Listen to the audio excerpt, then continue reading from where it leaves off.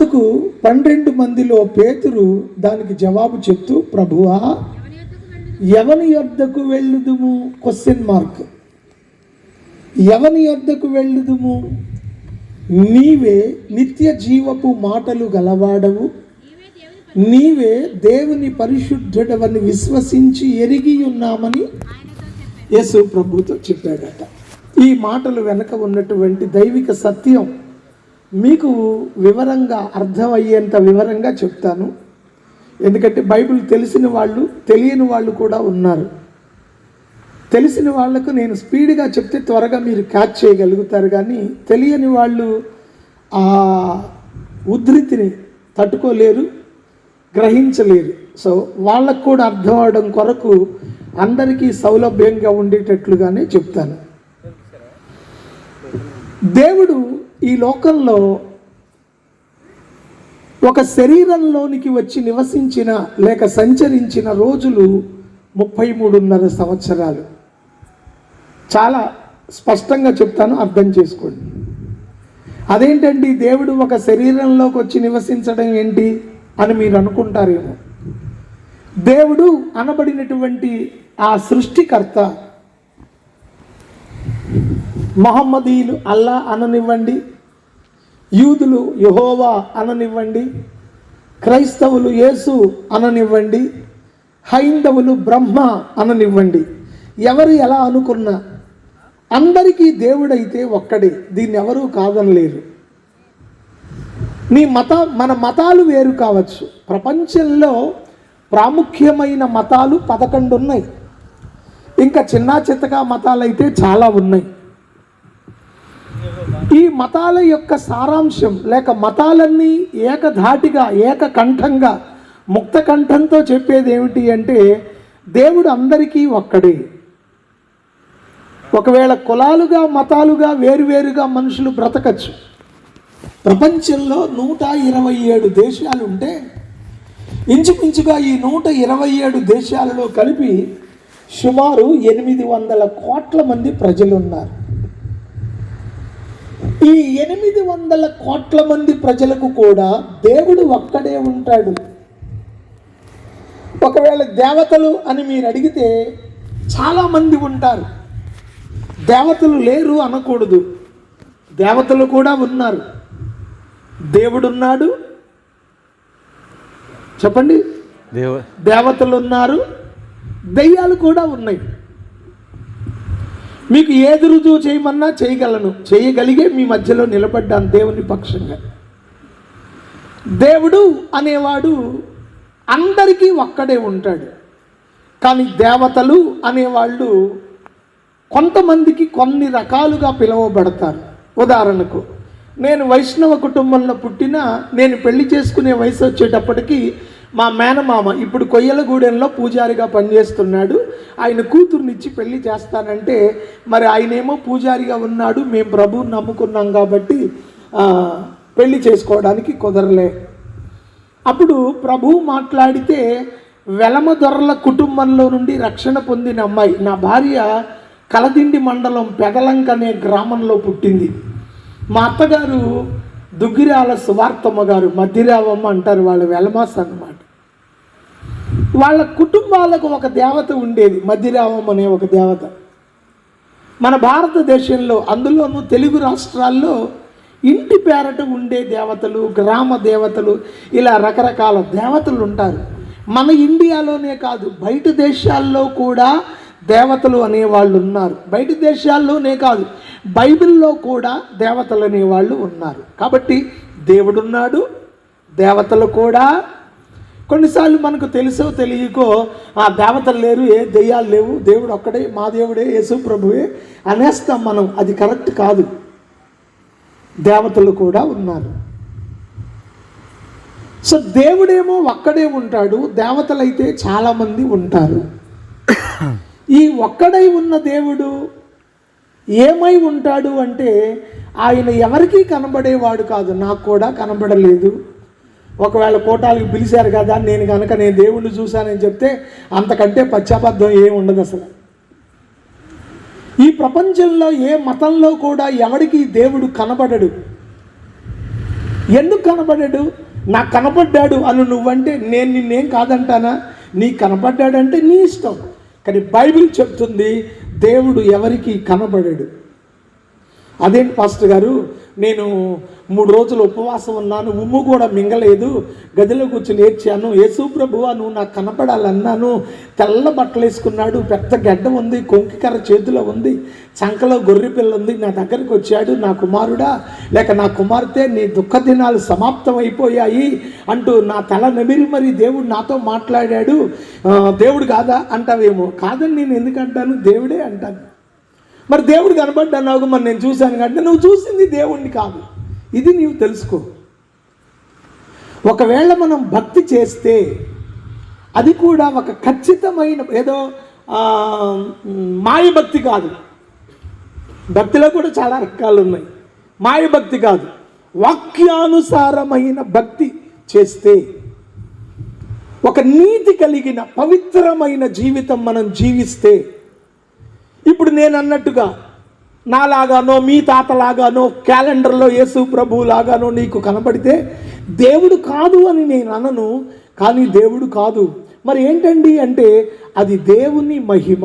గుర్తుపెట్టుకోండి, ఇది మనం భక్తి చేస్తే కలలోనైనా దర్శనంలోనైనా కనబడేది దేవుని మహిమ. మీరు నాకు చెప్పాలి, మహిమ. ఇక అది వివరించే సమయం కాదు, అర్థం చేసుకోండి.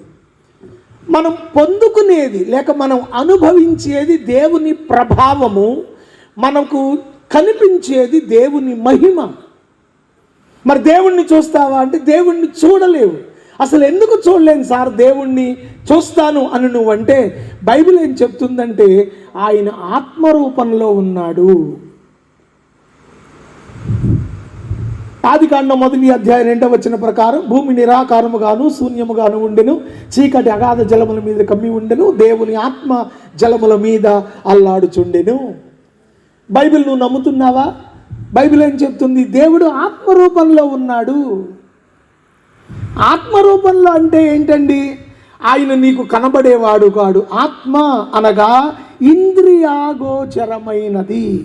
అందుకే దేవుణ్ణి పరమాత్ముడు అనగా ఇంద్రియాగోచరుడు. అంటే ఏమిటి? నీ కంటికి కనబడేవాడు కాడు. నువ్వు చేత్తో పట్టుకున్నావంటే దొరికేవాడు చెప్పండి కాడు. ఇది ఆత్మ అంటే.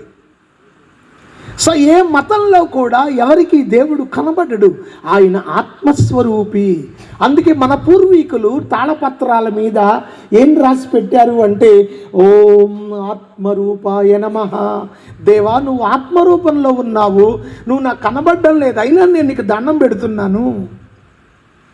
ఆలోచించండి, ఇది సత్యమా కాదా?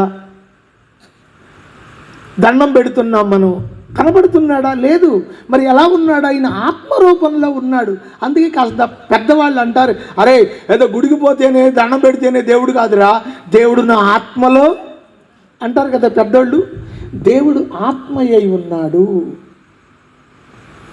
అంటే మానవుని బాహ్య నేత్రాలకు కనబడేవాడు కాడు.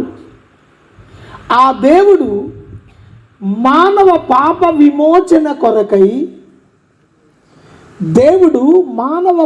విమోచన కొరకై ఒక శరీరంలోనికి రావలసిన అవసరత ఏర్పడింది. అలా ఒక శరీరంలోనికి దేవుని ఆత్మ దిగి వస్తే, ఏ శరీరంలోనికి దేవుని ఆత్మ దిగి వచ్చిందో ఆ శరీరానికి పెట్టబడిన పేరు యేసుక్రీస్తు. నెంబర్ 1, ఆత్మయైన దేవుడు మానవ సౌలభ్యం కొరకై అక్షరంగా మారాడు.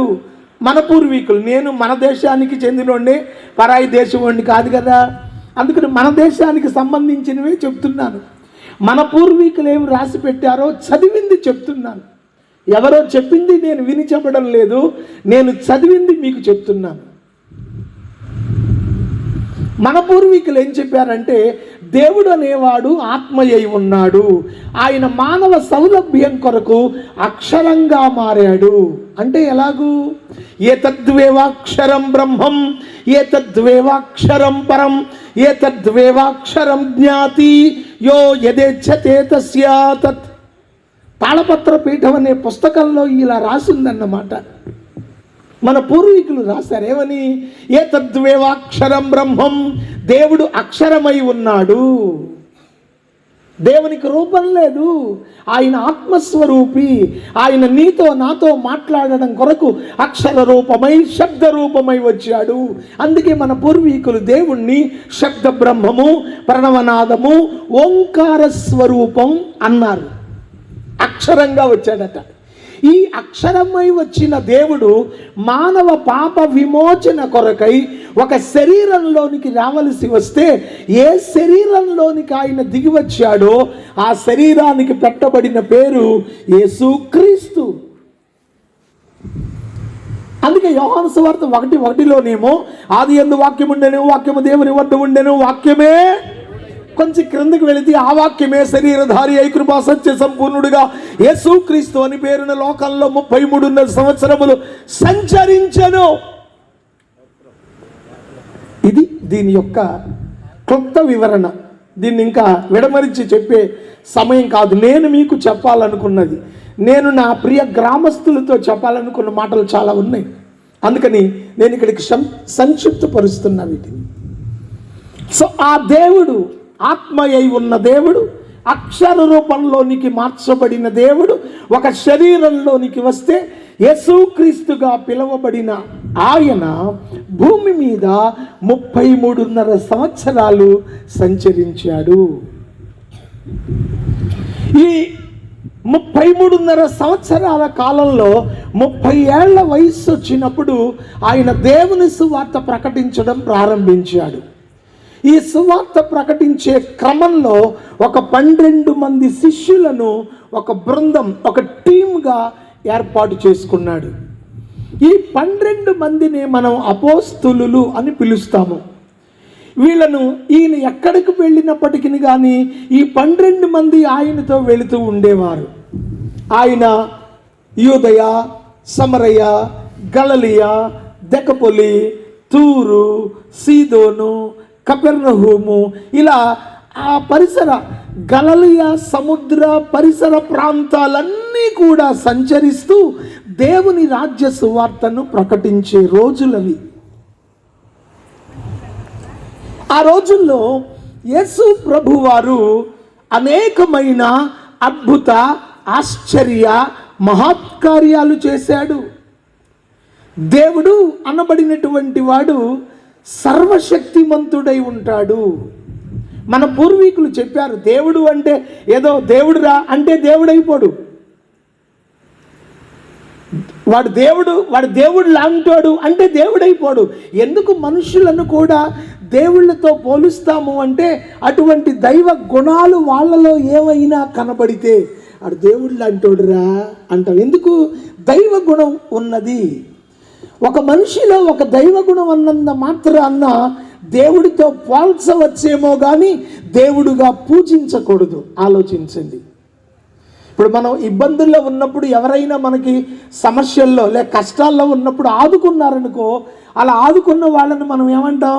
ఆ రోజునండి మేము చాలా బ్రతకాల తెలియని పరిస్థితిలో ఉన్నాము, ఊరు ఇంతున్నా కానీ ఎవడు మమ్మల్ని ఆదుకోలేదు, ఆ సమయంలో ఫలానా ఆయన వచ్చి దేవుడిలాగా ఆదుకున్నాడు, ఆ రోజున ఆయనే కనుక అడ్డపడకపోతే మేము చచ్చిపోయే వాళ్ళం అనుకున్నారనుకో. ఇప్పుడు ఆదుకున్న వ్యక్తిని ఎవరితో పోలుస్తున్నాం? దేవుడితో పోలుస్తున్నాం. నిజంగా దేవుడు అవుతాడా అంటే దేవుడు కాదు. ఒక మంచి పని చేశాడు కనుక దేవుడితో పోలుస్తున్నాము. కానీ అసలు దేవుడు అంటే మరి ఎలా ఉంటాడు అంటే ఆయన శక్తి స్వరూపుడు. అందుకే మన పూర్వీకులు ఏమన్నారంటే దేవుణ్ణి గురించి ఉత్పత్తించ వినాశించ పోషించం అగతించ గతించం వేత్తి విద్యామ విద్యాంచనవాభ్యో భగవానితి. దేవుడు అనేటువంటి వాడు భూత భవిష్యత్తు వర్తమాన కాలాలు ఎరిగినవాడు, సర్వశక్తి గల దేవుడట. దేవుడనేవాడు సర్వశక్తిమంతుడు. ఆయన ప్రపంచంలో ఏదైనా చేయగలిగిన సామర్థ్యత కలిగిన వాడు. యేసుక్రీస్తుగా సంచరిస్తున్న ఆయనలో ఉన్నది దేవుడు కనుక ఈయన అనేకమైన అద్భుత, ఆశ్చర్య, మహత్కార్య, సూచక క్రియలను చేస్తూ ఉన్నాడు. ఎవరైనా దెయ్యాలు పట్టినటువంటి వారు వస్తే ఆయన గద్దించగానే దెయ్యాలు పారిపోతున్నాయి. ఎవరైనా మొండి రోగాల చేత బాధపడేవారు వస్తే వారి మీద చేతులుంచగానే ఆ జబ్బు అంతటితోనే విడిచిపోతుంది. కుంటి వాళ్ళు, గుడ్డి వాళ్ళు, మూగవాళ్ళు, చెవిటి వాళ్ళు, ఎటువంటి వ్యాధిగ్రస్తులైనా యేసు ప్రభు వారు వారిని స్వస్థపరిచారట. ఆయన ఎవరిని బాగు చేయకుండా విడిచిపెట్టలేదు. చివరికి చనిపోయిన వారిని సహితము యేసు ప్రభు వారు మరలా తిరిగి బ్రతికించాడు. చప్పట్లు కొట్టి ప్రభువుని మహిమపరచు. ఎందుకో తెలుసా? ఆయన సర్వశక్తి కలిగిన దేవుడు.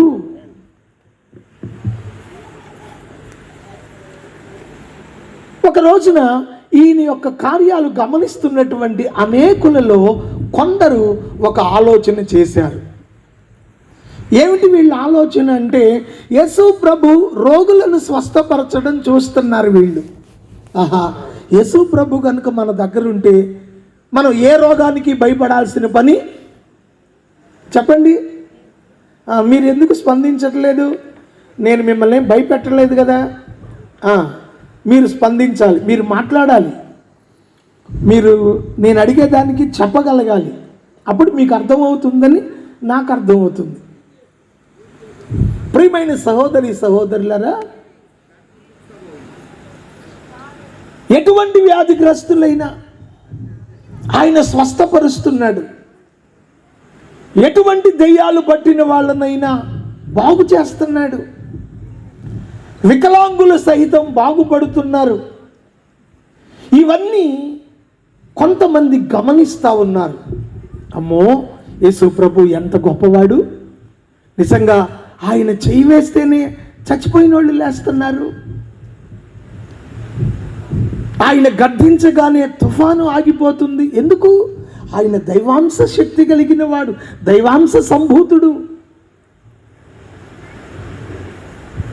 అవును ప్రియులారా, ఏమోనండి, మేము యేసు ప్రభు ఆ రోజుల్లో ఏం చేశాడో మేము చూసామా అని మీరు అనుకోవచ్చు. ఆ రోజుల్లో కాదు, ఈ రోజుల్లో కూడా యేసయ్య ప్రజలను స్వస్థపరుస్తున్నారు. ఏమోలేండి, ఎక్కడో ఏదో జరిగితే మాకేం తెలుసు అనుకుంటారా? మీలో ఎవరైనా సరే ఒకవేళ డాక్టర్లు సహితం బాగు చేయలేని రోగాలతో బాధపడుతున్నారా? మిమ్మల్ని కూడా యేసయ్య బాగు చేయగలడు. ఒక దేవుని ప్రతినిధిగా నేను ధైర్యంగా చెప్పగలను మాట. ఏమోలేండి, మేము చూసామా పెట్టామా, ఎవరైనా అలా బాగుపడిన వాళ్ళు ఉంటే చెప్పండి అన్నారనుకో, నా సేవ అనుభవంలో ఇటువంటి అనుభవాలు కోకొల్లలుగా ఉన్నాయి. సందర్భానుసారంగా ఒక్కొక్కటి చెప్తాను నేను. మా ఊరు రామాలయంలో దీపారాధన చేసే వ్యక్తి పేరు కొక్కిలిగడ్డ రాంబాబు. బతికే ఉన్నాడు. కొంచెం సచ్చాడు అనుకుంటే సచ్చాడేం వల్ల మేము చూసామా పెట్టామా అనుకోవచ్చు. బతికే ఉన్నాడు. మీకు డౌట్ ఉంటే తెలుసుకోవచ్చు. కొక్కిలిగడ్డ రాంబాబు. అతని భార్య పేరు బుజ్జి. ఒకే ఒక కొడుకు. కులానికి అగ్నికుల క్షత్రియులు, పల్లెకారులు. ఈ అమ్మాయికి మతి స్థిమితం కోల్పోయింది, అది మెంటల్ వచ్చింది. సో సాధారణంగా మనకి కొన్ని నమ్మకాలు ఉంటాయి. ఏదో భూత వైద్యమను, మనం నమ్ముకున్నటువంటి దేవీ దేవతలు బాగు చేస్తారని ఏదో పూజలు అవి చేస్తాం, తప్పేం లేదు. ఎవరి నమ్మకం వాళ్ళది. పూజ చేస్తే బాగుపడుతుందనే నమ్మకం నీకుండొచ్చు, ప్రార్థన చేస్తే బాగుపడుతుందనే నమ్మకం నాకుండొచ్చు. ఏ నమ్మకాన్ని మనం తప్పు పట్టకూడదు. మీకు పూజలు చేస్తే మీ దేవుడు ఏం చెయ్యడు అనకూడదు, అది కూడా తప్పే. నువ్వెవరు అలా అనడానికి? నేనెవరిని? సో ఆయన చేయవలసిన ప్రయత్నాలన్నీ చేశాడు. పూజల, లేకపోతే ఈ భూత వైద్యుల, మందుల అన్నీ వాడాడు. ఫైనల్గా ఎండ్ల రామసుబ్బారెడ్డి, విజయవాడలో ప్రముఖ మానసిక వైద్యుడు ఎండ్ల రామసుబ్బారెడ్డి, మనకున్న పెద్ద దిక్కు బెజవాడ చుట్టుపక్కల వాళ్ళకి ఆయన దగ్గర చేర్చారు. 2 లక్షలు ఖర్చు పెట్టాడు. డబ్బు అయిపోయింది. భార్య జబ్బు తగ్గలేదు. ఇతను కొంచెం మాటకారి కూడా. మా ఊరికి పెత్తందారి కొక్కిలిగడ్డ రాంబాబు. ఏం డాక్టర్ గారు, ఇప్పుడు 2 లక్షలు తిన్నావు, ఇంకెంత తింటావు అన్నాడట. డాక్టర్ గారు అన్నాడు, రే నీ డబ్బులు నేను తింటాం ఏంటరా, మందులకేగా వాడాం అన్నాడంట. వాడేవలే, నువ్వు తిన్నావంటే తిన్నావని కాదు, 2 లక్షలు అయిపోయినాయి, మరి నా పెళ్ళానికి తగ్గలేదు కానీ నేనేం చేయను తగ్గకపోతే, మరి నువ్వు చెప్పకపోతే ఎవరు చెప్తారు ఏం చేయాలో అని అడిగాడట. సరే అయితే ఇంటికి తీసుకుపో, బతికితే వాకిట్లో పడి ఉంటుంది, సస్తే 2వ పెళ్లి చేసుకో అన్నాడంట. ఇకేం చేస్తాడు, పెళ్ళాన్ని ఇంటికి తీసుకొచ్చేసాడు. కొడుకు విజయవాడలోనే చదువుకుంటున్నాడు. కొంచెం వ్యవసాయదారుడు, పొలము చెరువులు ఉన్నాయి. ఈ అమ్మాయికి వచ్చిన మెంటల్ ఏంటంటే వాకిట్లోనే కూర్చుంటుంది, పక్కనే రామాలయం, రోడ్డు పక్కే ఇల్లు. రోడ్డు అమ్మటే మరి రోడ్డు అన్నాక ఎవడో 10 మంది అటు ఇటు తిరుగుతూ ఉంటారు కదా, ఎవడన్నా ఇంటి ముందు నుంచి అటు పోయాడు అనుకో, ఆ లైన్ పిలుచుకో ఇడ్రా, ఏంటే నీతో సావలేక చేస్తానంటే వచ్చాడు అనుకో, పెట్ట మొఖాన్ని కొట్టుద్ది, ఈ గోల్డ్తో గీకేస్తుంది, మొఖం గీతలు పడిపోయింది. ఎందుకే కొడుతున్నావంటే అసలు ఆడు మన ఇంటికి రాకండి, ఎందుకు వెళ్తున్నాడు అనేదంట. దారే పోయేవాడు ఈ ఇంటికి ఎందుకు వస్తాడు, ఇది ఈవిడ మెంటలు. ఒకవేళ ఎవడన్నా నాబోటోడు పాపం 4 దేవుని మాటలు చెప్దామని పోయాడు అనుకో, మళ్ళీ వచ్చినోడిని ఏమందో వాళ్ళ ఆయన్ని పిలుస్తుంది, పెట్ట కొట్టింది మొహం మీద, ఎందుకే ఈడు మన ఇంటికి ఎందుకు వచ్చాడు అని కొట్టింది. ఎవడన్నా వచ్చినా మగుడినే కొట్టింది, ఇంటికి రాకుండా పోయినా. ఈ బాధపడలేక విషం కొనుక్కొచ్చాడు. మాకు ఆదివారం సంత నాగాయలేక భార్యకు పోసి తన కూడా చచ్చిపోదాం అనుకున్నాడు, ఆ బాధలు తట్టుకోలేక. విషం డబ్బా ఇంట్లో పెట్టి పొలానికి వెళ్ళాడు. రైతుకి పొలం మీద ఆశ, రైతులకి దేని మీద పెద్ద ఆశ ఉండదు, పొలం పశువులు అంటే వాళ్ళకి ప్రాణం, ఎక్కువ వాళ్ళతోనే గడుపుతారు కాబట్టి. పొలం చూసుకుని వద్దామని పోయి పొలం చుట్టూ తిరిగి ఏడ్చుకుంటా ఇంటికి వస్తుంటే తెలిసినోడు కొక్కిలిగడ్డ శ్రీనివాసరావు అని వాళ్ళ బంధువే. ఏంట్రా బాబాయ్ ఏడుస్తున్నావంటే, ఏం చేయమంటావురా, ఇక ఇవాళే నువ్వు నన్ను పిన్నిని చూసేది, రేపు మేము ఉండవని. ఏమైంది అంటే చెప్పేశాడు, బాధ కడుపులో దాచుకోలేక చెప్పేశాడు. సో వాడు అన్నాడంటే, ఈ మాత్రం దానికి ఎందుకురా చచ్చిపోయేది, ఎక్కడెక్కడోళ్ళు రేవు దాటి మరి ఎదురుమండి వచ్చి ఆ పంతులు గారి దగ్గరికి వెళ్తున్నారు, మోయేసయ్య గారి దగ్గరికి. ఆయన ప్రార్థన చేస్తుంటే 10 మంది బాగుపడుతున్నారంటరా, రేవోడు కూడా చెబుతా ఉన్నాడు, రేవు పడవ మీద పోయేవాళ్ళు చెప్పుకుంటున్నారంట, అక్కడికే పోదాం పిన్నామని తీసుకుని. అంటే లేదు లేరా, ఆయన దగ్గరికి నేను రాను అన్నాడండి. ఏంటిరా అంటే, చాలాసార్లు తిట్టాను ఆయన్ని, మా ఊరు వచ్చి మా ఊరు వాళ్ళందరినీ మతంలో దించేస్తున్నావు. ఎందుకంటే కొంతమందికి అర్థం కాదు, ఇప్పుడు ప్రార్థన పెట్టామనుకోండి, అంటే మీ ఊర్లో అలా అనుకోకపోవచ్చు, మా ఊరు అంతా తెలివిగల వాళ్ళు కాదు, అమాయకులు కాబట్టి వాళ్ళు అలా అనుకున్నారు. కొంతమంది అనుకోవచ్చు, ఏంది 2 పిల్లలు ఈ చిన్న వయసులో ప్రార్థన మొదలుపెట్టి మన ఊరు వచ్చి మన ఊరిలో ఆదివారం ప్రార్థన పెట్టి మళ్ళీ ఇంటింటి తిరిగి యేసు ప్రభువుని నమ్ముకు ఎందుకు వచ్చిన పిచ్చి వాళ్ళకి ఈ చిన్న వయసులో అనుకోవచ్చు. ఇది పిచ్చి కాదు, ఇంకొకటి కాదు, మా హృదయంలో ఉంచిన ఒక ఆత్మల భారం. హల్లెలూయా. మేము ప్రేమించిన మీ గ్రామంలో ఎవరు నరకానికి పోకూడదు అనే ఒక దైవికమైన ప్రేమ మీతో పంచుకోవాలి, మేము వెళ్ళే మోక్షంలోనికి మిమ్మల్ని కూడా తీసుకొని వెళ్ళాలి అనే ఒక దైవికమైన భారమే తప్ప ఇది పిచ్చి కాదు, మతం కాదు, మరొకటి అంతకంటే కాదు. స్తోత్రం చెప్పండి. హల్లెలూయా. హల్లెలూయా. హల్లెలూయా. ప్రియమైన దేవుని బిడ్డలారా, చాలాసార్లు తిట్టేవాడు నన్ను, నువ్వు వచ్చి మా ఊళ్ళో అందరూ మతం మార్చేస్తున్నావని. అంటే ఆయన అట్లేమో అనుకోలేదు, రాని తీసుకొచ్చాడు నా దగ్గరికి. ఏంటి పెత్తందారి గారు ఇలా వచ్చారంటే, ఏం చెప్పమంట పాస్టర్ గారు, మా ఆవిడ పరిస్థితి ఇలా ఉంది. నేను అన్నాను, మీ ఆవిడ నా ఇంటి ఆడపడుచు అనుకుంటాను, తీసుకొచ్చి మా ఇంట్లో వదిలేసేయి, ప్రార్థన చేస్తాం, యేసయ్య బాగు చేశాక కబురు పెడతా, వచ్చి తీసుకుపో అన్నాను. నేను నా కాళ్ళు పట్టుకుని ఏడ్చేసాడండి. ఈ ఊళ్ళో 300 మంది నా రక్త సంబంధికులు ఉన్నారండి. అవసరానికి నేను అందరికీ అడ్డుపడ్డాను, కానీ నా భార్యకి ఇలా వచ్చిందని ఒక్కడు కూడా నా ఇంటి ముఖం చూడలేదు. ఏ తల్లి కన్నా బిడ్డవో, ఆ కులంలో పుట్టి నా కులంలో ఉన్న నా భార్యని నా చెల్లి అన్నావు, నా భార్య బాగుపడాలేగా, నేను కూడా చర్చికి వస్తా, చర్చికి రావటం కాదు 5 సెంట్లు స్థలం ఇస్తా చర్చికి అన్నాడు. తీసుకొచ్చేసాడు. 3 రోజులేనండి, 3 రోజులే చర్చిలో పెట్టుకొని మేము కూడా చర్చిలోనే ఉండి 3 రోజులు ప్రార్థన చేశాం. దేవుడు ఆ కుటుంబాన్ని కనికరించాడు. ఆమెకున్న మెంటల్ మొత్తం పోయిందన్నమాట. ఒక మీలో ఎవరైనా అనుకోవచ్చు, ఏమోలే మా ఊరు వచ్చి నువ్వు చెబుతున్నావు, అసలు అది బతికుందో చచ్చిందో, ఉంటే ఒకసారి తీసుకొస్తావా మా ఊరు కంటే మీ ఊరు కూడా తీసుకొస్తా, మొగుడు పిల్లలు ఇద్దరిని తీసుకొస్తా, ఇబ్బంది లేదు. ఎందుకో తెలుసా, ఇప్పుడు వాళ్ళిద్దరూ రక్షణ పొంది మా చర్చిలో మా సంఘ పెద్ద కొక్కిలిగడ్డ సాల్మన్ రాజు అని పేరు పెట్టాను ఆయనకి. ఇద్దరు బతికే ఉన్నారు. ఎందుకు చెప్తున్నానంటే యేసు ప్రభు ఆ రోజున రోగుల్ని బాగు చేయటం కాదు, ఈ రోజు కూడా బాగు చేస్తాడు. ఒకవేళ ఈ రాత్రి ఈ ప్రాంగణంలో ఉన్నవారు కానీ, నా ప్రియమైన గోపవరపుగూడెం గ్రామస్తులారా, ఇంకా ఏదో 4 మాటలు విందాం, ఆ వచ్చి ఆయన ఏం చెప్తాడని పని కట్టుకొని మెలుగుగా ఉన్న మీకైనా సరే చెప్తున్నాను, ఎవరైనా ఉంటే సవాలు చేసి చెప్తున్నాను, మీరు యేసయ్య దగ్గరకు రండి, మీ జీవితాల్లో ఖచ్చితంగా దేవుడు కార్యం చేస్తాడు. స్తోత్రం చెప్పండి. ఇదంతా చూస్తున్నారు ప్రజలు. అబ్బా, ఏం యేసు ప్రభురా, ఎటువంటి రోగమైనా బాగైపోతుంది, ఎటువంటి దెయ్యమైనా పారిపోతుంది. ఒకవేళ తుఫాను అంటే, ఏయ్ తుఫాను ఆగు అంటే ఆగిపోతుంది. ప్రపంచం ఈయన మాటకు లోబడిపోతుందిరా. ఈయన ఎలాంటి వాడో, నిజంగా దేవుడే అనుకుంటున్నారు వీళ్ళు. ఇలా అనుకుంటూ ఇక ఈయన్ని విడిచిపెట్టకూడదు, ఈయన ఎక్కడికి వెళ్తే అక్కడికి వెళదాం, ఆయన ఏం చెప్తాడు ఆ మాటలు విందాం. ఇంతవరకు మనకు చెప్పిన మత పెద్దల బోధలకు ఈయన మాటలకు చాలా వ్యత్యాసం ఉంది. ఇప్పుడు ఈ రోజుల్లో మతం కాదు, ఆ రోజుల్లో కూడా మతాలు ఉన్నాయి.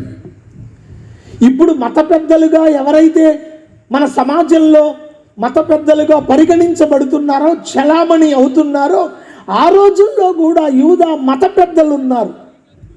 వాళ్ళు కూడా ఇలాగే చెప్తున్నారు. కానీ యేసు ప్రభు చెప్పేదానికి వాళ్ళు చెప్పేదానికి చాలా వ్యత్యాసం ఉన్నదని వీళ్ళు గ్రహించి ఆయన ఎక్కడికి వెళితే అక్కడికి వెళుతున్నారు. ఒక రోజున ఆయన వాక్యం ఉపన్యాసం చెప్పడానికి ఒక కొండ మీద కూర్చుంటే అనేక వేల మంది ఆ కొండ దిగువన వచ్చి కూర్చున్నారు. వాళ్ళందరికీ ఆయన దేవుని మాటలు ప్రకటిస్తున్నాడు. వాళ్ళు నిద్ర, ఆహారం అనేది మర్చిపోయి మరీ వింటున్నారట. చివరికి యేసు ప్రభు అన్నాడు, వీళ్ళందరికీ భోజనం పెట్టాలి. భోజనం పెట్టాలి అంటే ఆ శిష్యుడు అన్నాడు, అయ్యా, ఇంతమందికి భోజనం పెట్టడం అనేది మామూలు విషయం కాదు. 200 దినారాలు, 1 దినారు అంటే ఇప్పుడు లెక్క ప్రకారం 278 రూపాయలు. సో 200 దినారాలైనా కావాలి, అంత డబ్బులు మన దగ్గర లేవంటే అప్పుడు ప్రభు అన్నాడు, లేదు లేదు లేదు, వీళ్ళకి మనం భోజనం పెట్టాలి. అప్పటి నుండే కోటాలకు వచ్చిన వాళ్ళకి భోజనం పెట్టడం అనే ఒక ఆనవాయితీ మనకు వచ్చింది. అందుకే కోటాల్లో మనం కూడా పెడితే 3 రోజులు లేకపోతే చివరి రోజన్నా భోజనాలు పెట్టి ఆనవాయితీ ఇక్కడది కాదు, బైబిల్లోదే. సో ఆ రోజున అప్పుడు యేసు ప్రభు అన్నాడు, మీ దగ్గర ఏదైనా తినడానికి ఆహారం ఉన్నదా అంటే ఓ చిన్నపిల్లోడు అన్నాడు, నా దగ్గర 5 రొట్టెలు 2 చేపలు ఉన్నాయి అని. ఆ 5 రొట్టెలు 2 చేపలు ప్రభు చేతితో పట్టుకొని ప్రార్థన చెయ్యగా రొట్టెల వర్షం కురవడం ప్రారంభమైంది. ఈ కురుస్తున్న రొట్టెల వర్షం గుట్టలు గుట్టలుగా రొట్టెలు చేపలు పడుతుంటే ఈ 12 మంది శిష్యులు వాళ్ళందరికీ వడ్డిస్తూ ఉన్నారు. వాళ్ళందరూ తిని తృప్తి పొందారట. చెప్పండి, తిని తృప్తి పొందారటండి. అంటే కడుపారా తిన్నారట అందరూ. అది కూడా చూశారు వీళ్ళు. ఆహా, యేసు ప్రభు మనతో ఉంటే దెయ్యాల భయం లేదు, రోగాల భయం లేదు, ప్రకృతి వైపరీత్యాల భయం లేదు, చివరికి ఆకలి బాధ కూడా లేదు. ఆయన మనతో ఉంటే ఏ అవసరమైనా తీరిపోద్ది ఊరికిని. కాకపోతే యేసు ప్రభుతో వచ్చిన చిక్కు ఒకటి ఉంది. అదేంటంటే ఆయన ఎక్కడా ఒక పొట్టాన ఒక చోట ఉండడం లేదు. ఈరోజు గోపవరపుగూడెం అంటే, రేపేమో సగ్గూరు అంటే, ఎల్లుండు ఆగిరిపల్లి అంటే, తర్వాత నూజివీడు అంటే, తర్వాత గన్నవరం అంటే, ఇలా ఒక్కొక్క రోజు ఒక్కొక్క చోటకు వెళ్ళిపోతున్నాడు. ఈయన వెనకాల వీళ్ళు తిరగలేక తిప్పలు పడుతున్నారు. అప్పుడు వీళ్ళకి ఒక ఆలోచన వచ్చింది, యేసు ప్రభువును ఎక్కడికి పడితే అక్కడికి వెళ్లకుండా ఒక్క చోట కూర్చునేటట్టు చెయ్యాలి. ఏం చేస్తే బాగుంటుంది అని ఆలోచన చేశారు. ఆలోచన చేస్తే వాళ్ళకు వచ్చిన ఆలోచన ఏంటంటే రాజును చేద్దాం అనుకున్నారంట. చెప్పండి, యేసు ప్రభుని రాజును చేద్దాం. ఎందుకు? రాజు ఎక్కడికి పడితే అక్కడికి ఎప్పుడు పడితే అప్పుడు వెళ్ళడానికి అవకాశం వెళ్తాడా? ఇప్పుడు ఎలక్షన్కు ముందు చంద్రబాబు గారు అన్ని పల్లెటూళ్ళు కూడా వచ్చాడు, మరి మీ ఊరు కూడా వచ్చే ఉంటాడు, కనీసం ఇటు ఎటో పక్క నుంచి అన్నా వెళ్ళే ఉంటాడు ఏ పాదయాత్ర చేసినప్పుడు. మరి ఇప్పుడు ముఖ్యమంత్రిగా ఉన్నాడు ఆయన, ఇప్పుడు వస్తాడా? గోపవరపు గూడెవరు రండి సీఎం గారు అంటే సారీ, అప్పుడంటే ఎలక్షన్కి ముందు ఏ సందులో గొంతులో ఆయన తిరగాలి ఓట్ల కోసం. ఇప్పుడు నేను ముఖ్యమంత్రిని, ఎట్లా పడితే అట్లా తిరగడానికి లేదు, నాకు ఒక ప్రోటోకాల్ ఉంటుంది. ఇప్పుడు రాడు ఆయన, ఎందుకు? ఇప్పుడు మనకు రాజు రాష్ట్రానికి. సో యేసు ప్రభువును కూడా రాజును చేస్తే ఒక చోటే కూర్చుంటాడు. ఆయన ఒక చోట కూర్చోబెట్టి మన అవసరాలన్నీ తీర్చుకోవచ్చు. రోగం వచ్చిందనుకో, ఇక్కడే ఉన్నాడుగా, కట్టికి లేసయ్యా, గుండె దడదడ కొట్టుకుంటుందయ్యా, చేతులు పెట్టగానే గుండె కంట్రోల్లోకి వచ్చేస్తుంది. ఏసయ్యా మేము పిల్ల పెళ్ళి పెట్టుకుంటే తుఫాన్ అని చెప్పారయ్యా, భయంకరమైన వాయుగుండం అంట, ఆకాశం మబ్బు పట్టింది, ఆకాశమా వర్షం కుర్రమ్మ ఒక అంటాడు, ఆగిపోద్ది. ఏసయ్యా మాకు తినడానికి తిండి లేదు, ఈ సంవత్సరం పంట కూడా పండలేదు, కరువు వచ్చిందయ్యా, ఆయన చేతులు పైకెత్తితే చాలు తినడానికి కావాల్సినన్ని రొట్టెలు కురుస్తాయి. సో యేసు ప్రభువును అడ్డం పెట్టుకొని మన అవసరాలన్నీ తీర్చుకోవచ్చు అనుకున్నారంటే వీళ్ళు. అనుకొని ఇన్ని వేల మందిలో ఈయనను రాజుగా చేసేద్దాం అని ఒక కిరీటాన్ని తయారు చేసుకొని యేసు ప్రభు దగ్గరకు బయలుదేరారు.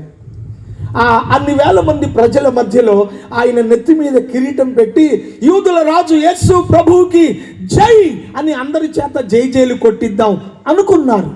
అలా రాజును చేసి ఒక కుర్చీలో కూర్చోబెట్టి వీళ్ళ అవసరాలన్నీ తీర్చుకుందాం అనుకున్నారు. ఒక క్షణం అక్కడ ఆగండి, ఒకసారి మనల్ని మనం పరిశీలించుకుందాం. ఈరోజు యేసు ప్రభు దగ్గరకు వచ్చిన మనం, లేక యేసు ప్రభువును వెంబడిస్తున్న మనం ఏ ఉద్దేశ్యంతో వెంబడిస్తున్నాము?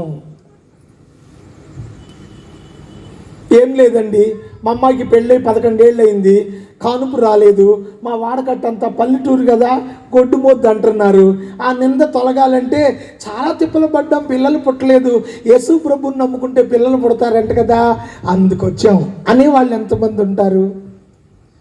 మా పిల్లాడు బాగా కష్టపడి డిఎస్సి రాస్తున్నాడండి, వాడికి మంచి ఉద్యోగం రావాలి, యేసు ప్రభు దగ్గరకు వస్తే మీరు ప్రార్థన చేస్తే ఉద్యోగం వస్తుందంట కదా అందుకొచ్చాం అనేవాళ్ళు ఎంతమంది ఉంటారు? మాకు అప్పులు ఉన్నాయండి, మా చెరువులు పండట్లేదు, మా గేదెలు పాలివ్వడం లేదు, ఇలాంటి కారణాలు చెప్పుకుంటూ యేసు ప్రభువుని వెంబడించే వాళ్ళు ఎంతమంది ఉన్నారు? సో మీరు అనొచ్చు, ఇప్పుడే కదా పాస్టర్ గారు మీరు చెప్పారు యేసు ప్రభు ఎంత అద్భుతమైన చేస్తాడని, చేసిన రుజువు కూడా చూపించారు కదా, మేము అలా అనుకుంటే తప్పేముంది అని మీరు అనుకోవచ్చు. మీ భావన తప్పు పట్టడానికి కాదు, try to understand me.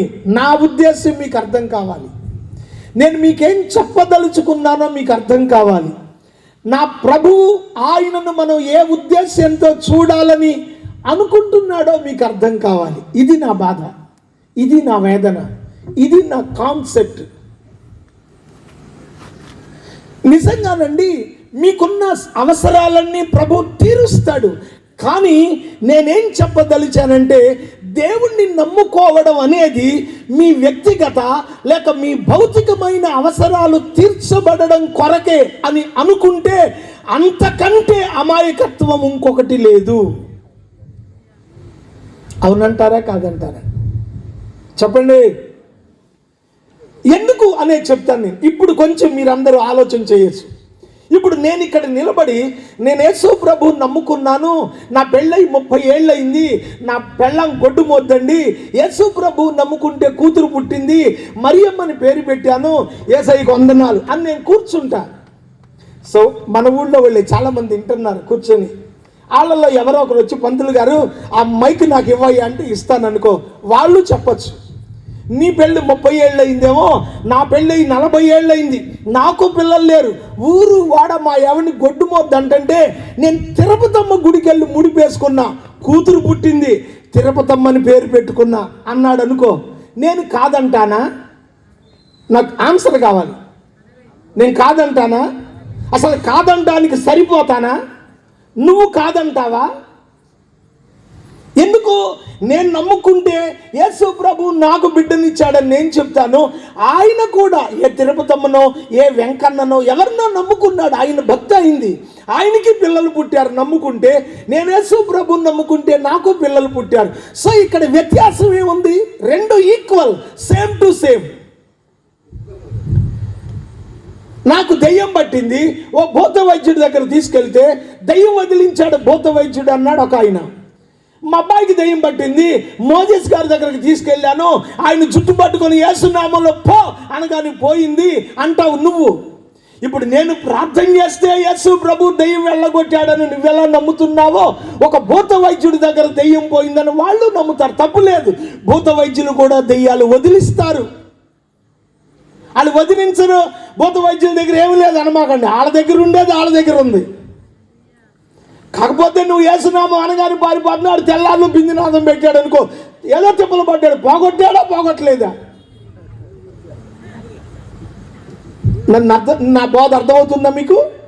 Right.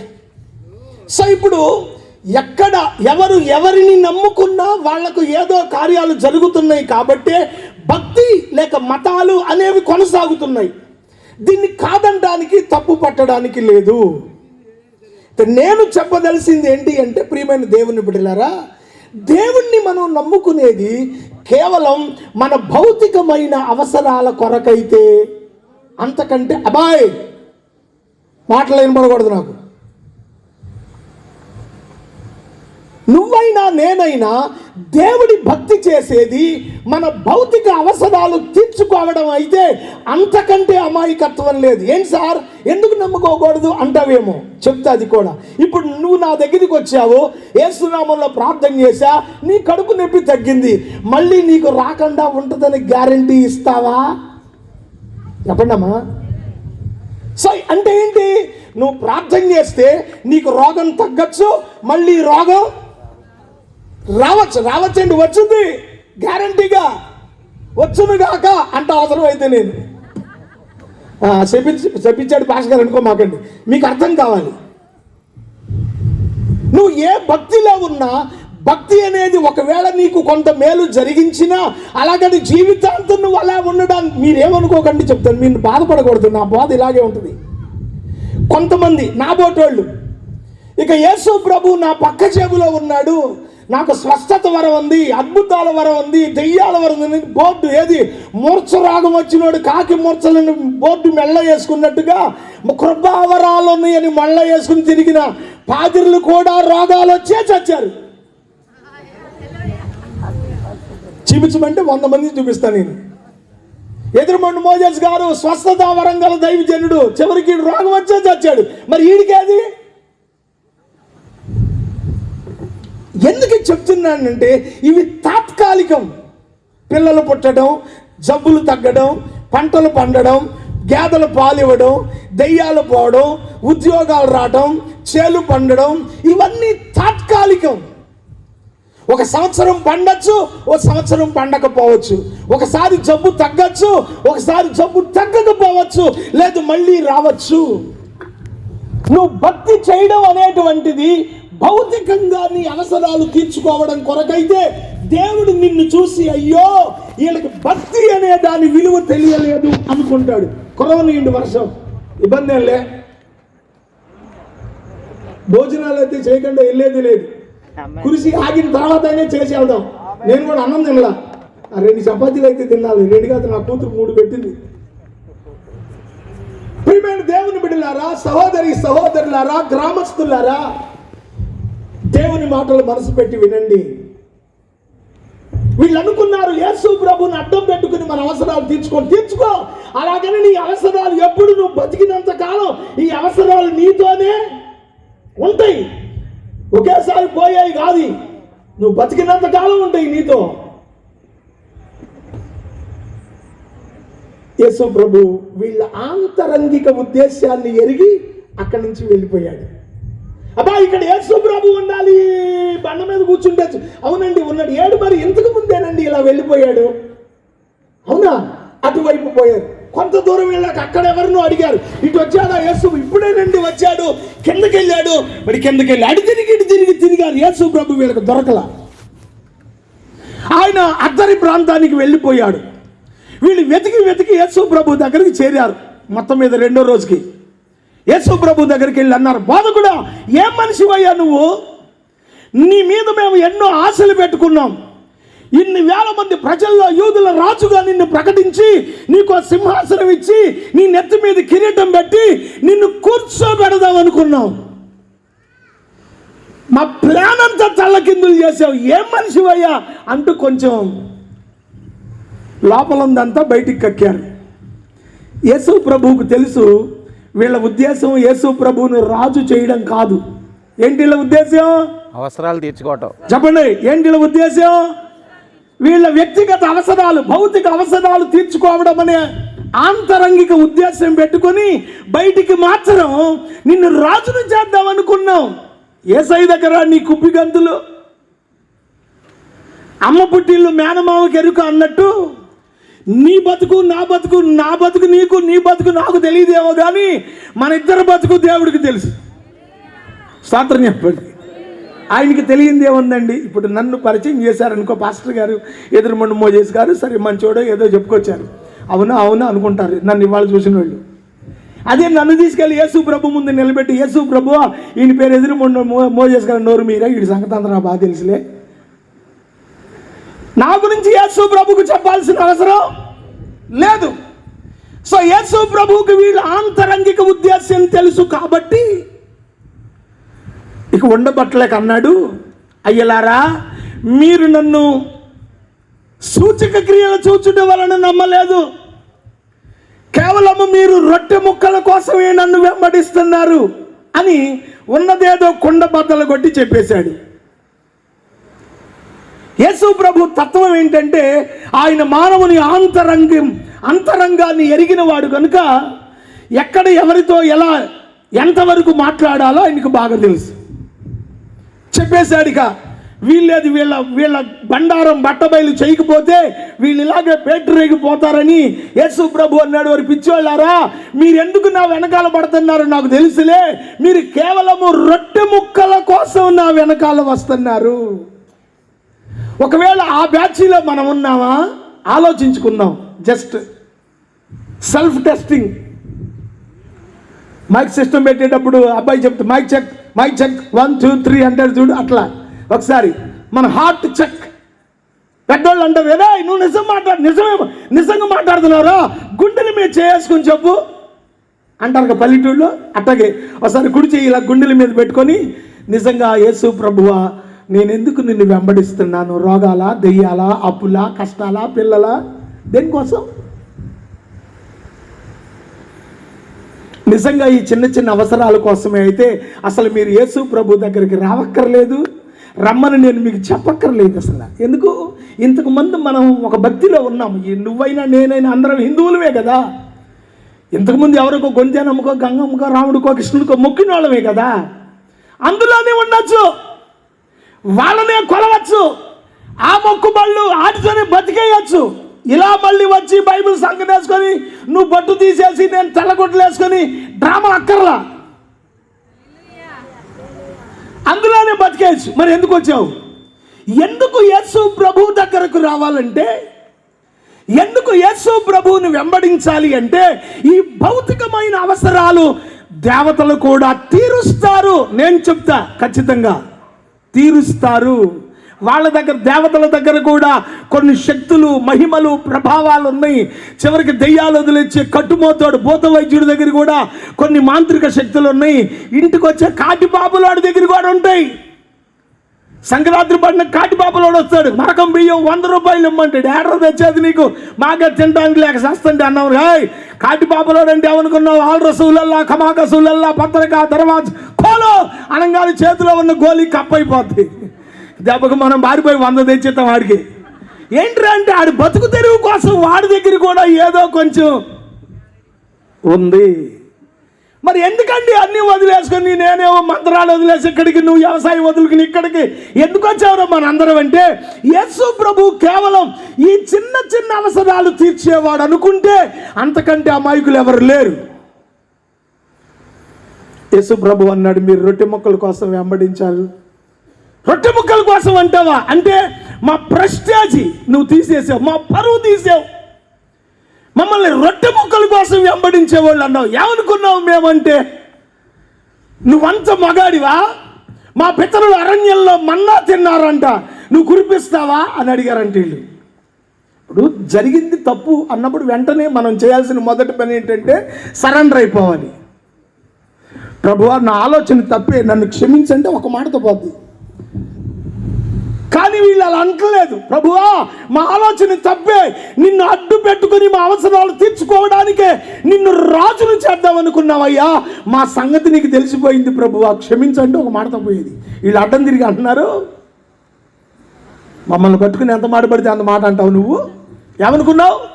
అయినా మా పితరులు అరణ్యంలో మన్నా తిన్నారు, దేవదూతలు తినే ఆహారం తిన్నారు, నువ్వు చేస్తావా అద్భుతం అని, కురిపించు రొట్టెలు అని అడుగుతున్నారు వీళ్ళు. మన్నా కురిపించు. అప్పుడు యేసయ్య కొంచెం సావధానంగా మళ్ళీ మాట్లాడాడు. అవునా, మీ పితరులు అరణ్యంలో మన్నా తిన్నారా? సో నిజంగా నేను అంతటి శక్తిమంతుడిని అయితే, నేను దేవుని కుమారుణ్ణి, దేవుణ్ణి అని మీ మధ్య రుజువుపరచుకోవడానికి నేను మళ్ళీ మీ మధ్యలో మన్నా కురిపించాలా? వారి పిచ్చివాళ్ళారా, మీకు ఇంకేం తెలివితేటలున్నాయి? మీ పితరులు అరణ్యంలో కురిపించబడిన మన్నా తిన్న మాట నిజం, మన్నా కురిసిన మాట నిజం, మన్నా తిన్న మాట నిజం, రెండూ నిజమే. కానీ మన్నా తిని వాళ్ళందరూ అరణ్యంలో పండుటాకుల్లో రాలి ఎండి చచ్చారు. తెలుసా మీకు? మన్నా తిన్నాడు ఎవడన్నా శాశ్వత కాలం బతికాడా? చెప్పండి, బతికాడా? తిన్నారు, మన్నా తిన్నారు, కానీ చచ్చారు. అదేంటి చచ్చారంటే, సాకేం చేస్తారు? పుట్టిన జాతస్యం మరణం ధ్రువం, పుట్టిన ప్రతివాడు చావాల్సిందే. సావకుండా ఎవడు ఉంటాడు? నువ్వేందా సచ్చారు అంటావు, ఏంటి నీలో గొప్ప? అప్పుడు యేసు ప్రభు పిచ్చోళ్ళారా, పరలోకపు నుండి దిగి వచ్చిన పరలోకపు మన్నా నేనే, నన్ను ఎవడు తింటాడో వాడు ఎప్పటికీ చావడు. ఇది యేసు ప్రభు యొక్క ప్రత్యేకత. ఈ ప్రపంచంలో నువ్వు ఎవరిని కొలిసినా ఈ లోకంలో నీ అవసరాలన్నీ తీరుస్తాడేమో కానీ నువ్వు చచ్చాక నరకం తప్పించి స్వర్గం తీసుకెళ్లే దమ్ము ప్రపంచంలో ఎవరికి లేదు. ఆ దమ్ము, శక్తి, సత్తా కలిగిన ఏకైక దేవుణ్ణి నేనే, తెలుసుకోరా అన్నాడు. హల్లెలూయా. ఇది అసలు సంగతి. ఊరికి నన్ను వెంబడించాల్సిన పని లేదు. మీరు ఎవరు నమ్ముకుంటే వాళ్ళు నమ్ముకోండి, అందులోనే ఉంటానంటే నేనెందుకు కాదంట. కానీ మీరు చస్తారు ఒక రోజున. మరణము చూడక బ్రతుకు నరుడు ఎవడు? చెప్పండి. ప్రపంచంలో మరణం చూడనివాడు ఎవడైనా ఉన్నాడా? పుణ్యాత్ముడైనా చేస్తాడు, పాపాత్ముడైనా, పాదిరి గారైనా చేస్తాడు, డాక్టర్ గారైనా చేస్తాడు. చావడా?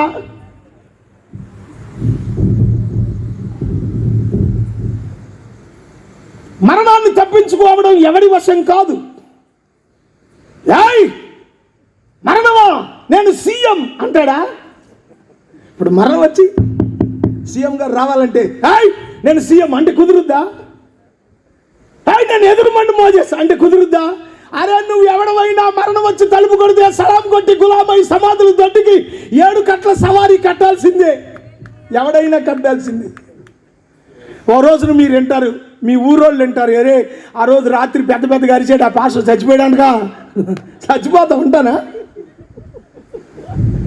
నేను చచ్చేది కాయి, నువ్వు చచ్చేది. మరి ఎందుకు యేసు ప్రభువుని నమ్ముకోవాలంటే, ప్రపంచంలో ఉన్న వాళ్ళందరూ నువ్వు చచ్చేదాకా నీకున్న భౌతికమైన అవసరాలు తీరుస్తారు. కాదని నేను అనలేదే. చర్చికి వస్తేనే కాదు, రాబోయిన వాళ్ళకు కూడా తీరుస్తున్నారు వాళ్ళు.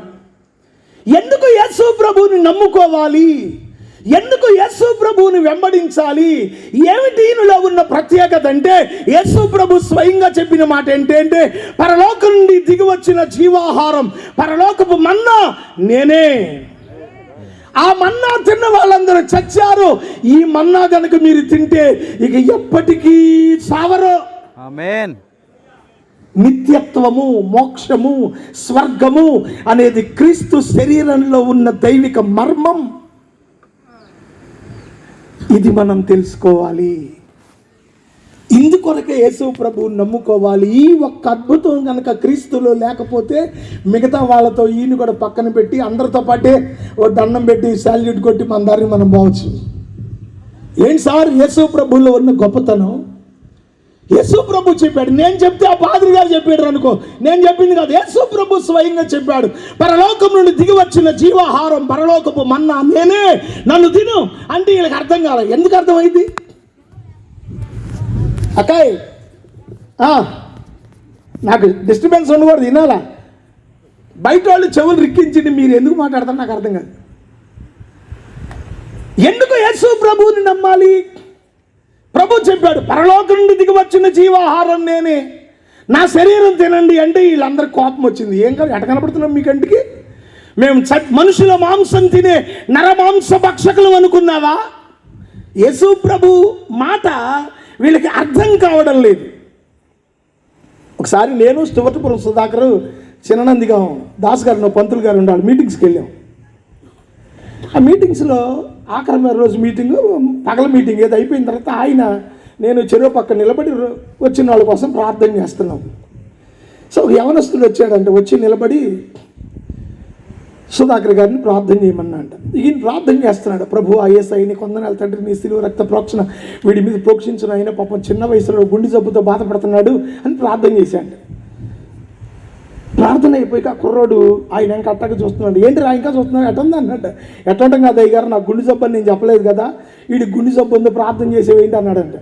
గుండె జబ్బు లేదా, నాకేం జబ్బు ఉంది అన్నాడు. మరి గుండెల మీద చేసుకుని నిలబడ్డావు గారా, గుండెల్లో నొప్పిగా ఉంది ఏం చెప్పలేకపోతున్నావు అనుకుని నేను అట్లా అనుకున్నానులే, అనుకుని గుండె నొప్పి అనుకున్నా. మరి నువ్వు చెయ్యని కేసుకున్నావు అన్నంట.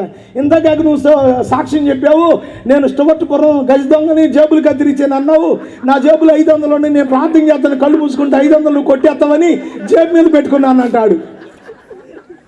ఆడు గుండెల మీద చేసుకునే కారణం ఏంటంటే ఈడు 500 కొట్టేస్తాడేమని. ఈయనేమనుకున్నాడంటే చిన్న వయసులో గుండె అంటే అర్థం కాల, దెర్ ఇస్ నో అండర్స్టాండింగ్. ఆడెందుకు చేసుకున్నాడు ఈడికి తెలియలా, ఈడెందుకు ప్రార్థన చేసాడు ఆడికి తెలియలే. యేసు ప్రభు మాట వాళ్ళకి అర్థం కాలేదు. ఈనాడు ప్రపంచానికి యేసు ప్రభు అంటే ఏమిటో సరిగా అర్థం కావడం లేదు. కొంతమంది అనుకుంటున్నారు అదొక మతం లేరా, అమెరికా మతం కదా, అమెరికా మతంలో వీళ్ళు కూడా దిగేశారు, మొత్తం మీద వీళ్ళకేదో బాగా డబ్బులు వస్తున్నాయి, డబ్బులు రాబట్టే ఎప్పుడు చూసినా పాస్టర్ తెల్ల బట్టలు తీయట్లేదు. అసలు వాళ్ళు ఎంత డబ్బులు లేకపోతే ఎంత తెల్లగొంటారో, మనం ఎంత సంపాదించినా బురద రంగే వేసుకుని తిరుగుతున్నాం బట్టలు, వీళ్ళు ఏమో ఎప్పుడు చూసినా కలకల్లా ఆడుతున్నారు. అమెరికా డబ్బు కాదు, అమెరికా దేవుడు కాదు. నేను ముందే చెప్పా, ఎనీ డౌట్ నేను క్లారిఫై చేస్తాను. నేను పురాణాలు, బైబిల్, ఖురాన్ అన్నీ చదివా. 27 దేశాలు వెళ్ళొచ్చాను నేను సువార్త ఇవ్వడానికి, డబ్బుల కోసం కాదు. ప్రియమైన దేవుని బిడ్డలారా, భారతదేశంలో నేను చెప్తున్నాను, ఈ రాత్రి నా శబ్దం వినే ఎవరు కూడా అన్ని పుణ్యక్షేత్రాలు వెళ్ళి ఉండరు. నేను రిషికేశ్, హరిద్వార్, ఉత్తరకాశీ, గంగోత్రి, యమునోత్రి, కేదార్నాథ్, బద్రీనాథ్, అమర్నాథ్, ముక్తినాథ్, మహా కైలాష్ వరకు వెళ్ళాను. చచ్చిన మనుషులు శవాలను తినే అఘోరాల దగ్గరికి వెళ్ళాను. అన్ని పుణ్యక్షేత్రం ఉత్తరకాశీ దాకా పోయొచ్చాను నేను. ఎందుకు ఈ మాటలు చెప్తున్నానంటే కొంచెం మనసు పెట్టి ఆలోచిస్తారని. క్రైస్తవ్యం అనేది ఒక మతం కాదు, ఇది అమెరికా దేశపు మతం అంతకంటే కాదు. యేసు క్రీస్తు అనేది ఒక నిజమైన సత్య మార్గం. ఒక మనిషి చనిపోయిన తరువాత నరకానికి వెళ్లకుండా నువ్వు మోక్షము, స్వర్గము, పరలోకము అని ఏమనుకుంటావో ఆ పుణ్యలోకానికి తీసుకుని వెళ్ళే ఏకైక మార్గమే యేసు క్రీస్తు. ఇది చాలా మందికి అర్థం కావడం లేదు. మతమే అయితే నేను నా హిందూ మతాన్ని విడిచిపెట్టి ఈ మార్గంలోనికి రావాల్సిన అగత్యత నాకేం లేదు, నాకే కాదు నా ముందున్న వీళ్ళెవరికీ లేదు. మేము ఒక మార్గాన్ని ఎన్నుకున్నాము, ఇదొక సత్య మార్గం అని విశ్వసించాము, అది మీకు బోధిస్తున్నాం, అంతవరకే. ఇది సత్యం అనిపిస్తే ఈ మార్గంలోనికి రా, సత్యం ఏంటో నీకు అర్థమవుతుంది. యేసు ప్రభు చెప్పాడు, నేనే పరలోకం నుండి దిగి వచ్చిన జీవాహారం, నన్ను తినండి అంటే వీళ్ళకి అర్థం కాదు. నిన్ను తినమంటావా? నిన్ను తినమంటే మేము పచ్చి మాంసం తినే నరమాంస భక్షకులు అనుకున్నావా? వాళ్ళు అన్నారు, ఇది కఠినమైన బోధ, ఇలాగైతే నీ దగ్గర ఎవరు ఉండరు అన్నారంటే. యేసయ్యకి వీళ్ళు వార్నింగ్ ఇచ్చారు, అబ్బాయ్ నువ్వేదైనా చెప్పాలనుకుంటే ఆ పై మాటలు 4 చెప్పి, లేకపోతే నలుగురిని ఎర్రచీర బులుగులుంగి గళ్ళలుంగి నలుగురిని పిలువు, నువ్వే ఇంద్రుడు చంద్రుడు అనుకుంటా చాలు, అంతేగాని ఇట్ట మారు మనసు రక్షణ పాపక్షమాపణ జనం దేవుని ఇట్లాంటి మాటలు చెబుతాంటే కుదరదు. ఇట్లాంటి బోగస్ మాటలు అయితే చెబితే ఎంతమందికైనా వింటారు, కానీ సత్యవాక్యం చెప్తే తొందరగా నాటదు. కాబట్టి సేవకులు కూడా బోగస్ జీవితాలకు అలవాటు పడిపోయారు. సువార్త చెప్పడం, ప్రజల్ని ప్రభు తట్టు తిప్పడం అనే కాన్సెప్ట్ పక్కన పెట్టి జనాన్ని ఏళ్ళ తట్టు తిప్పుకోవడానికి యేసు ప్రభు నా పక్క జేబులో ఉన్నాడు, రండి బాగు చేస్తా. పిచ్చి మాటలు. యేసు ప్రభు బాగు చేసేది నీ చర్చిలో నిన్నే బాగు చేయగలడు, నా దాకా రావక్కర్లే. మీ పాస్టర్ గారు ప్రార్థన చేస్తేనే మీ చర్చిలో కార్యాలు అవుతాయి. ఎవడో నిన్ను పిలవక్కర్లా, ఎవడో నిన్ను కూర్చోబెట్టక్కర్లా, నుంచోబెట్టక్కర్లా. పిచ్చి పనులు ఇవన్నీ. జనానికి కావలసింది క్రీస్తు ఏమై ఉన్నాడో వాళ్ళకి అర్థం కావాలి. స్తోత్రం చెప్పండి, హల్లెలూయా. ఇది కఠినమైన బోధ, ఇలాగైనా నీ దగ్గర ఎవరు ఉంటారు అని వీళ్ళందరూ వెళ్ళిపోయారంట. యేసు ప్రభు చెప్పింది వాళ్ళకి అర్థం కాకపోతే అర్థం కాకపోయింది, మనకన్నా అర్థం కావాలిగా. యేసు ప్రభు చెప్పింది ఏమిటి అంటే, నా శరీరం తిని నా రక్తం తాగండి అంటే ఆయన్ని కోసుకు తినమని కాదు. ఒక వ్యక్తి నిత్య రక్షణ పొందాలి అంటే, పాపం నుండి విమోచింపబడాలి అంటే, నీ జీవితం విమోచనకర్తగా దిగివచ్చిన క్రీస్తు నీ కొరకు సిలువలో కార్చిన రక్తంలో నీవు పునీతురాలవు అగునట్లుగా ఆయన రక్త ప్రోక్షణలో నీ పాపాలు కడగబడాలి. ఇది ప్రభు చెప్తున్న సంగతి. ఆ కడగబడి నువ్వేం చేయాలంటే ఆయన శరీరము, ఆయన రక్తము అనగా ఆయన ప్రభు సంస్కారం, ప్రభు బల్లలో పాలు పొందడం. ఆయన మాంసం తినడం, రక్తం తాగడం అంటే ఆయన కోసుకు తినడం కాదు, ఆయన బల్లలో పాలు పొందడం. ఆ అనుభవంలోనికి రావాలంటే నీ కొరకు సిలువలో కార్చబడిన సిలువ రక్తంలో కడగబడాలి. ఎందుకంటే సర్వ మానవ జాతి పాపముతో జీవిస్తూ ఉండగా పాప పంకిలమైన మానవ జీవిత పాప ప్రక్షాళన కొరకు ఆయనే శాంతికరమై సిలువలో మానవ జాతి కొరకు యజ్ఞ పశువుగా వధించబడ్డాడు. సిలువలో తన ప్రాణత్యాగం చేసింది ఈ గోపవరపు గూడెంలో ఉన్న అందరి కోసం కూడా, నా కోసం మాత్రమే కాదు, మీ అందరి కోసం కూడా. అందుకే యోహాను రాసిన మొదటి పత్రిక 2వ అధ్యాయం 2వ వచనంలో యోహాను ఆ మాట చెప్తాడు, ఆయనే మనకు శాంతికరమై ఉన్నాడు. చదువుతారు ఎవరైనా? యోహాను రాసిన మొదటి పత్రిక 2:2. ఆయనే మన పాపములకు శాంతికరమై ఉన్నాడు. మన పాపముల కొరకు మాత్రమే కాదు, సర్వలోకము అనగా సర్వలోకంలో ఈ ఊరు కూడా ఉంది, ఇంక్లూడింగ్ గోపవరపు గూడెం. సర్వలోకమునకు యేసు ప్రభు శాంతికరమై ఉన్నాడు అనేది కోటానికి వచ్చిన వాళ్ళ కోసం అనుకుంటారేమోనని ఇంకొంచెం వివరంగా, సర్వలోకములో ఉన్న సకల మానవ జాతి. సర్వలోకం అంటే ఏంటి? గురజాడ అప్పారావు చెప్పాడు, దేశమును ప్రేమించుమన్నా మంచి అన్నది పెంచుమన్నా వట్టి మాటలు కట్టి పెట్టోయ్, గట్టి మేలు తలబెట్టవోయ్, దేశమంటే మట్టి కాదోయ్, దేశమంటే మనుషులోయ్ అన్నాడు. గోపవరపు గూడి అంటే చెట్లు పుట్లు పొలాలు డాబాలు కాదు, మనుషులు, గ్రామస్తులు. నా ప్రియమైన గ్రామస్తులారా, లోకములో ఉన్న మానవ జాతి అంతటి కొరకు శాంతికరమైన దానికి ఫుట్ నోట్లో దాని అడ్రస్ ఉంటుంది. శాంతికరమై అనే చోట ఏముంది? ప్రాయశ్చిత్తము. యేసు ప్రభువే సర్వ మానవ జాతికి ప్రాయశ్చిత్తం. ప్రాయశ్చిత్తం అంటే ఏంటి? పాపానికి తగిన నిష్కృతి, పాప విమోచన కార్యం. లోకంలో ఉన్న మానవ జాతి యావత్తు కూడా పాపులు. జన్మనో జాయితే శూద్ర, కర్మనో జాయితే ద్విజ. పుట్టుకతో నేది ఏ కులం, నాదే కులమైన అందరూ పాపులే. పాపి అయిన మానవుణ్ణి మోక్షంలోనికి తీసుకుని వెళ్ళడానికి ఒక యజ్ఞం చేయబడాలి. అందుకే శాస్త్రం చెప్తుంది, యజ్ఞోపపతి అనగా యజ్ఞమే రక్షించును. పాపి అయిన మానవుణ్ణి రక్షించేది యజ్ఞం. ఏమిటా యజ్ఞం? ప్రజాపతి దేవ్యేభ్యే ఆత్మానాం యజ్ఞం కృత్వా ప్రాయశ్చిత్తః. సృష్టికర్త అయిన దేవుడు యజ్ఞ పశువుగా వచ్చి సర్వమానవాళి కొరకు రక్తం కార్చి ప్రాణత్యాగం చేసే యజ్ఞమే. ఈ లోకంలో మన పూర్వీకుల నుండి చేయబడిన యజ్ఞ యాగాదుల క్రతువులు అనేవి వాళ్ళ ఉపయోగార్థం చేయబడ్డాయి. కానీ ప్రపంచమంతటి కొరకు చేయబడిన ఒకే ఒక శిలువ యజ్ఞం. ప్రభు అయిన క్రీస్తు యజ్ఞ పశువుగా నీ కొరకు నా కొరకు శిలువలో ప్రాయశ్చిత్తం చేశాడు. లేదు పాస్టర్ గారు, నాకు ఈయన తెలుసండి, ఈయన కూడా చేశాడు అని ఎవరినైనా మీరు చెప్పదలుచుకుంటే మాట్లాడడానికి నేనైతే ఎప్పుడు సిద్ధంగా సహృదయంతో మీతో వస్తా.